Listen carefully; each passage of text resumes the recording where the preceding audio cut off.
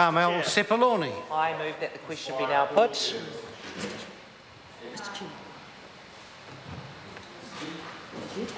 Joanne Hayes. Yes, point of order, Mr Speaker. Mr Chair, I move that we stay in committee. We have other speakers coming up. I call Matt Ducey. Thank you, Mr Chair. Standing to take this call on the Arts Centre of Christchurch Trust Bill. And it's great to be from Christchurch, great to be from Canterbury.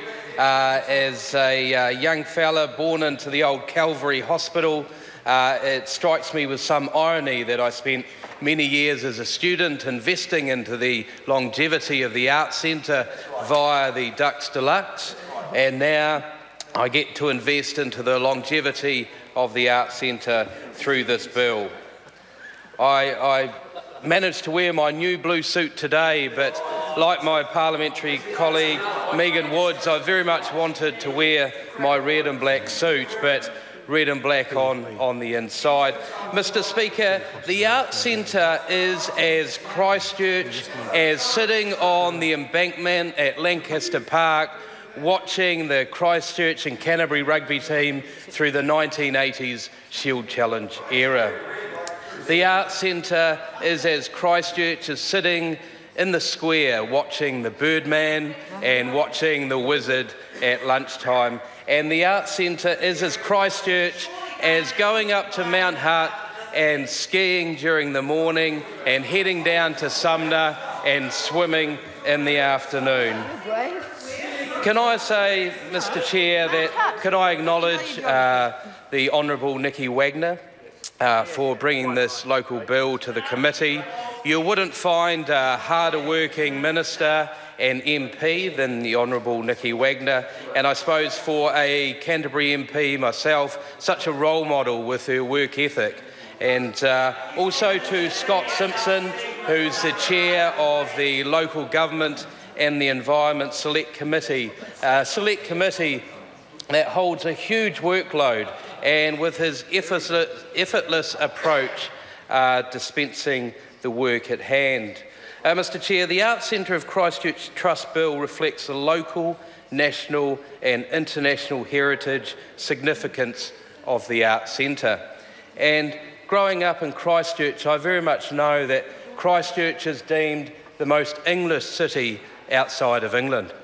And the Arts Centre is the heart of that, along with the Hagley Park, our beautiful botanic gardens, the Avon River that weaves its way through the city with the willow trees, and of course the great Christchurch Cathedral.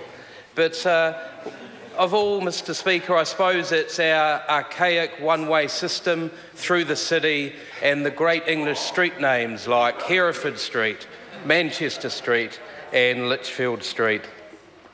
The bill was a key part of protecting and preserving the Arts Centre of Christchurch for the future.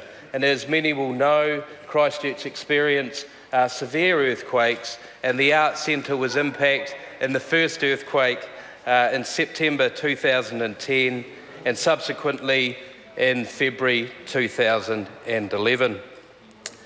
Since we are in committee, I'd just like to take some time, Mr Speaker, and talk to the clauses. Clause 8 was removed. This one would transfer trust property to the Crown on an interim basis in the event the trust was to be wound up.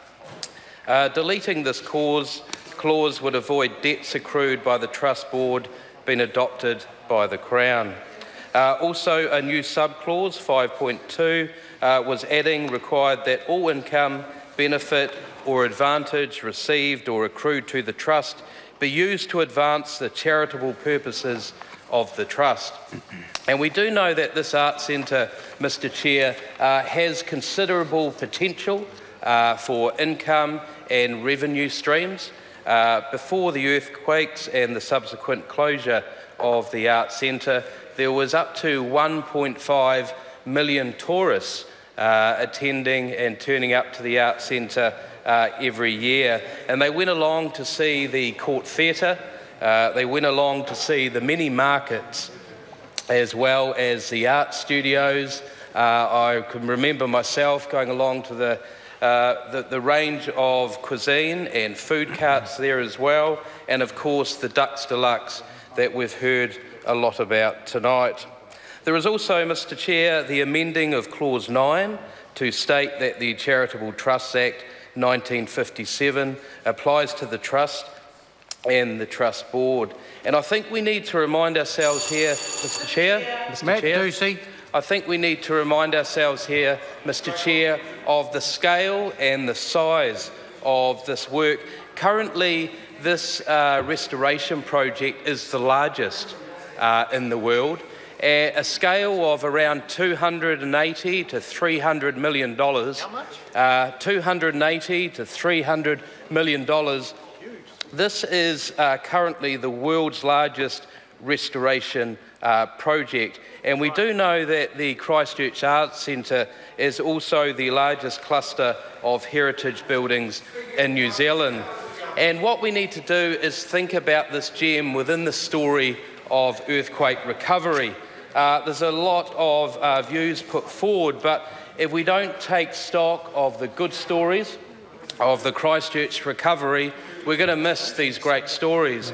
And the Local Government and Environment Select Committee did go down and convene the committee in Christchurch, where we heard the very succinct and eloquent submissions of the CEO, Andre Lovett, and the Trust Chair as well. And it was great to get a tour of the Christchurch Arts Centre by them. And my colleague Todd Muller has talked about it tonight. Their energy and enthusiasm, their passion is what's driving this forward, as well as the support of Christchurch, Canterbury, New Zealand, and also the rest of the world. And what I mean by that, Mr Speaker, is they took us into the stonemason room, and around that room they have flags from all around the world, and each flag represents a different type of nationality of stonemason. Many of these people have contacted the Art Centre off their own back because they want to be part of this restoration project, and it is the largest currently in the world. And it's great to see this workforce coming around from the whole world to instil this specialist skill of stonemasonry. And the Christchurch Arts Centre will be rebuilt. We're very much looking forward to that gem for the Christchurch recovery. We also had, Mr Speaker, amending Clause 6 and adding a new Clause 12 to enable the Trust Board to amend its constitution. And I would ask the Minister if maybe we could hear a bit more about this, that Jan Crawford, the Trust Chair, and Andre Lovett, the CEO, spoke about. It is a shift from representation to a skill-based governance model, and they explained it about what they'll be doing is moving to a skills-based governance model where individuals will be appointed by an appointments committee. So they have a strong set of skills to address the issues that will come up through this restoration project, but also ensuring that this board will have the right skills and experience to take the Arts Centre forward over the next 10, 20, 30 and 40 years. So I would hope that the Minister would be able to respond about that to ensure that the implementation of this new governance system will achieve the outcome that they hope. Thank you, Mr Chair.